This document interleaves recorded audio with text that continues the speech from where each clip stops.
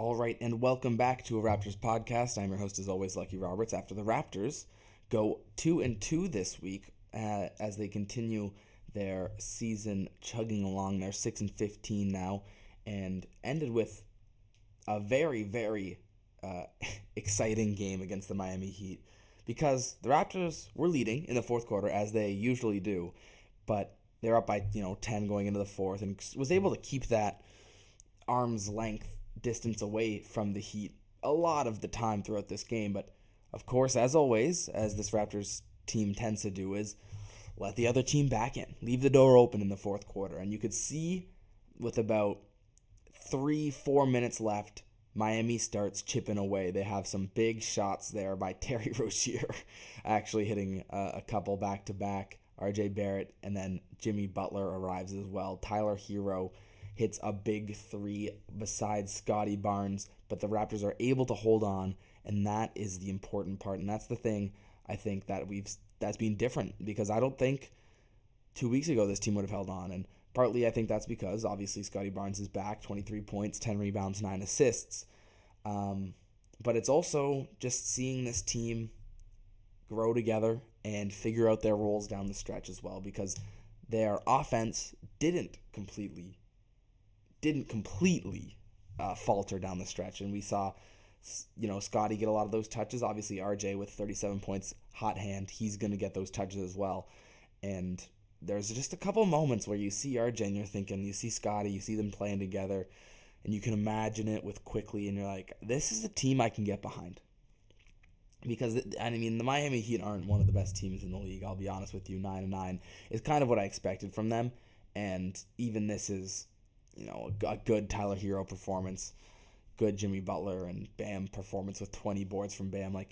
It's not like they just got unlucky this game. They had their guys playing decently well. The Raptors were just better than them today, and that's, I think, where we're at. I think we can beat these teams like the Heat, like the Pelicans, who we absolutely blew out of the water, although the Pelicans haven't really had a great season. But, we're a step above, we're a cut above the Pelicans, and we can beat the Miami Heat if we have a good game.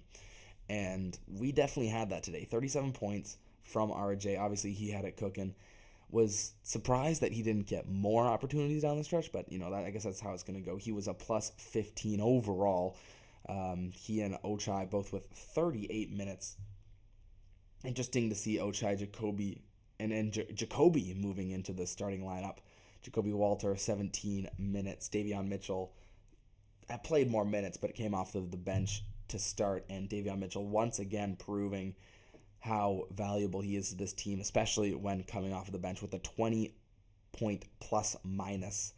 And you can see the impact he has defensively every single second he's out there. It's sort of the impact you could see from Shed at the beginning of the year, in the preseason especially, that you could see Shed making. But Davion just adds so much more offensively and adds so much more defensively as well. I think some things Shed still has to figure out, but it's good to have somebody you can trust off the bench like that. And I think that's why they moved Jacoby Walter into the starting lineup instead of Mitchell, because you can have Mitchell working with the bench and getting them to be where Chris Boucher is plus 17. Mobo is playing really good minutes with 6 assists, 7 boards. And so that's the power that you have when Davion Mitchell is coming off of your bench, and it's the idea that we had to start this season. So, I think obviously you'd like to cut down on the minutes that we're giving to Walter, Mobo, and Shed for them to figure it out. But I'm pretty happy with this squad where we're at, especially when we have still a lot of injuries to come out. Obviously, Grady Dick doesn't play in this game either. So just, a lot going on. But this Raptors team continues to chug along, and it's really impressive to see what we have been able to do without a lot of our star players. So that's going to be basically all I talk about for this Heat game. It was a lot of fun, big win, but we did lose a couple days before to the Heat, where the Raptors were sticking around throughout the game in the third quarter, but really, really fell off of the face of the earth. And we're going to win some, we're going to lose some, I think is sort of what people, it's sort of what they say, but it was the third quarter. Obviously, our defense just could not keep up with the scoring 1-2 punch of Butler and Hero and Tyler Hero.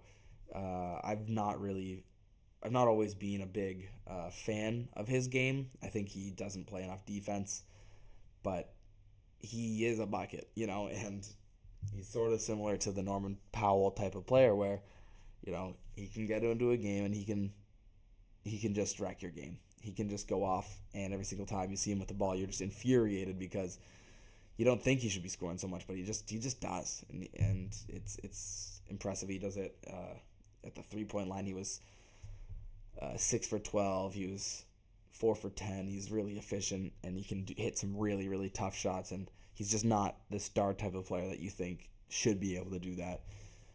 But he hits them at a really high clip, sort of similar to how Grady is emerging this season just by hitting a bunch of tough shots with a really high clip. Tyler's, emerged in the past. And once again, a middling performance from Bam Adebayo, 14, 10 boards. It's a triple-double, 3 steals, but offensively still waiting for him to come along. And I think that's really, obviously he's going to give you 10 boards. He's going to rock the night away on defense, but you were really hoping he was going to be able to unlock something offensively for this Miami Heat team, because as Jimmy ages, you need to sort of supplement some of that offense, and it's not really sustainable if Jimmy and Hero, you're expecting them to go off every night. They can't really.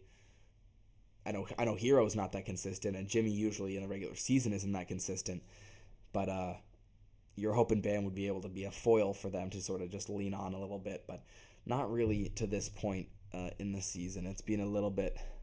It's been an average year for Bam Adebayo, but he's 27. I don't know if he's developing any more than this. I think we sort of know what we're going to get with him. And then you look at the rest of this Miami Heat squad, and sure, you've got Triple J, Jaime Jaquez, you have Terry Rozier, you have Kevin Love. These are names that are, decent guys coming off the bench, but they're not going to change the fortune of your team. And it sort of, tells a lot when, this team is 9-9, and that makes a lot of sense to me. Honestly, it seems like a little bit of overperforming because their squad, when you look at it, looks very, it doesn't look like it should be dominating the regular season.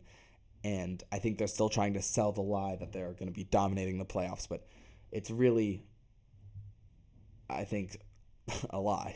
I don't think this team is going to be able to fool anybody defensively, and I don't think they're going to be able to score, because this game is a score-first league now. It used to be, in the playoffs, defense holds true and stuff like that. But, at a certain level it does, but you got to score the basketball. And I don't see this Heat team being able to do that at a high enough level. And I don't think their defense is going to be that much of a chokehold to really change series is in their favor, especially with what we saw with the Pacers last season in the playoffs, especially with what we saw with the Mavericks last season in the playoffs. It's an offense-first game, right? You got to be able to score, and it doesn't really bog down anymore in the playoffs. It really does not bog down as much as we like to imagine it does. Podol with a really efficient game, 24 and 10. Scottie Barnes, triple-double, 24 points. Loved what I saw from him. RJ Barrett still really, really efficient with Scottie back in the lineup, and you love to see him getting those shots up and hitting them. 7 assists, 6 rebounds, running the show. Still a lot of turnovers from him, but hopefully with quickly that'll come down. Walter also started in this one, Abaji, and just, I think the difference between this first game and the second game was just the lack of bench options. You see bench performance from the Raptors here, and I'm not going to blame them on Shed. Shed had a decent game, but Boucher, -12, Battle, -10. We're losing those minutes when they are able to bring in a Terry Rozier and Jaime Jaquez, and I think that does change when we do get healthy. But realistically, especially with the state of my fantasy team, I think everybody's injured right now, and it's, once again, welcome to the new NBA. Everybody's injured, scoring first. This is the league, and you better like it. This is what you asked for. You wanted scoring, we gave you scoring. Anyway, we move on to the Pelicans-Raptors game, which is two of the worst teams in the league. For the Raptors, no surprise. For the Pelicans, big surprise. And the Raptors, like I said, blew them out of the water. They broke away in the second quarter, broke away in the third quarter as well, and in the fourth just held serve to win a very impressive one against the Pelicans. Their first win away from home on the season. Finally good to get that one get that one over with. This was not Scottie's best game, but he didn't really need to. RJ Barrett, 22 points. Abaji, really, really, really efficient. 6 for 7 from 3. He was shooting from anywhere off the catch and knocking it down. I love what I've seen with Abaji's development, and I love that he's been able, like I said, to continue it similar to RJ, to continue to bring it, even though, Scottie, there's going to be less shots. There's going to be, he's going to have less of a focus on him offensively. And another big surprise, off of the bench, 24 points from Jamison Battle. Once again, super efficient, 6 for 8 from 3. You're going to have these games where you're 40% plus from the three-point line, and, you're going to win a lot of those games, right? Sometimes it's just going in sometimes, and that was this game against the Pelicans. And it's really interesting to think what went wrong for the Pelicans this season. Obviously, injuries can be a bit of an explanation, but if you're looking at this Pelican squad and you're looking at what their next steps are, they just traded for DeJounte Murray, and it doesn't seem to have righted their ship, and they're trying to get Ingram back, and they're trying to get Zion back, and so we still have to wait to see what this team is. But I don't think we're going to be able to see this team in its full light, or what at least Pelicans fans would want this team to be. And so we're sort of in the situation, can you sell the lie another season? Can you get them to buy in? Can you get the fans to buy in to this same old Pelicans team that's just a little bit tweaked each and every year? Oh, this year we're bringing DeJounte Murray. Oh, this year, we're bringing in CJ McCollum. At a certain point, it's not the problem around the central pieces. It's the central pieces that are the problem. And at a certain point, you have to blow it up. And I think it's the question that they're wondering, and it's a question I think they should blow it up. I really think that's the answer to their question, because the Pelicans have not been contenders, even in the best of times, even when everybody's healthy, when you have Ingram and you have Zion. Still really not world beaters in the West. I know it's a tough conference, but you need way more firepower, and you need more consistent firepower than what those guys can bring you. And so you get what you can for them now, because I don't think it's going to get any better, and I don't think you can sell this fan base on another season of this central part of the core. I don't think you can make any more moves on the fringes. So finally, talking about our first game of this week. I know I went in backwards than I usually do, but I want to talk about the Heat game. It's the Raptors against the Pistons. Once again, a beautiful tank job done in this game. Raptors really stunk it up from 3 in comparison to the Pelicans game, in comparison to the Heat game we just witnessed. But they were 28 from 3, not efficient at all if your name's not Scottie Barnes, who had 31 points, 14 rebounds, 7 assists, so dominant in this one. It was really okay, I'm fully healthy. Let's get this story. Let's get this going, right? And other than him, the starting lineup really, really struggled against Jaden Ivey and, Duran as well, doing what he can. It's funny because they weren't even starting Cade. Cade doesn't even start in this game, doesn't even play in this game, and the Raptors do a wonderful masterstroke of being just close enough but still losing. And I think this was what signified Davion Mitchell to move to the bench to run that second unit, and you just get something going with them, even though the starters were kind of the reason we lost this game. It was a really rough one from Abaji, which we haven't really seen. Abaji's been pretty consistent. Davion Mitchell, rough game. Podol, really, really rough game. 4 for 11 boards, but we need more from him offensively. RJ Barrett, inefficient from 3, inefficient from the field, and our bench tried to win. Like, they won their minutes, but they needed more offensively, and I think Davion Mitchell has given them that in these upcoming games with the Pelicans, with the Heat, and I just love. It's such a contrast compared to last season where it was just like, oh, just gonna watch the Raptors lose again and disappoint us again, and who's gonna be in the starting lineup this time, stuff like that. I mean, I have a semblance of what this team is, and I have a semblance of who's good on this team, and I have a semblance that it works. We can stick with the Pistons and give them. I think we win this game 7 out of 10 times. I really do. I think we win the Heat game again, a game against the Heat 4 to 5 times out of 10. I think we can win the Pelicans game 9 times out of 10 because we have real players and they play hard and they put an effort out there and they just find a way to lose too, which is very perfect in our efforts for the first overall pick. And if we're going for flag, maybe we will. I don't know, but it's just been a very beautiful tank, even though it is still rough to see them lose in very sad fashions late in these games. But ultimately, I think it is for the greater good to be losing these games. And I'm sure, as I've said many times, there's a section of this fan base that was hoping that was going to be the case here in this Heat game once again. It wasn't, but, there's still time for that. So that basically is this week. Jaden Ivey, Raptors couldn't guard, and that's why they lose down the stretch against the Pistons. I mean, it was neck and neck throughout the entire game, and the Raptors, once again, up by 10-ish in the fourth, end up blowing the lead because of some theatrics from Jaden Ivey, including a game winner. Anyway, that's going to do it for this week of a Raptors podcast. I appreciate you guys for listening. You can follow me on Twitter at Lucky Roberts if you want. I'm not going to force you. You can do what you want.